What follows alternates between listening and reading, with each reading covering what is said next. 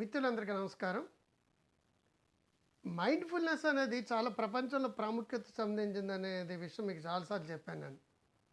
అది బుద్ధుడు 2600 సంవత్సరాల క్రితం బుద్ధుడు చెప్పింది. ఆ మైండ్‌ఫుల్‌నెస్ అంటే సతి అని ఆయన పేరు పెట్టిందనమాట. సతి.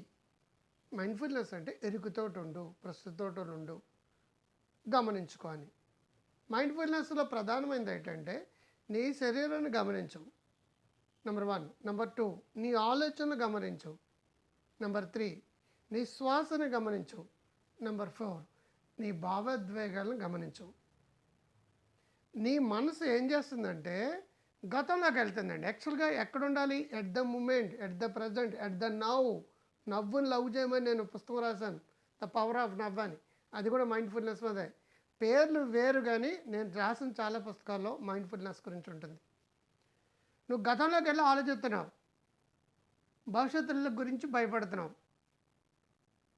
Fear about future, worry about past. మరి what about now? Stress, anxiety, depression అన్నీ వచ్చేస్తాయి. సతీ పేరుతో చెప్పిన బుద్ధుడిది ఏదైతే ఉందో, నువ్వు వచ్చే ప్రతి సమస్య పట్ల నీకు జాగ్రత్తత ఉంటే వాటి పట్ల స్పందించడం అనేది ఆటోమేటిక్గా తగ్గిపోతుందండి. నువ్వు అంటే నవ్వని అర్థం. ప్రస్తుతం, ఎగ్జిస్టెన్షియలిజం.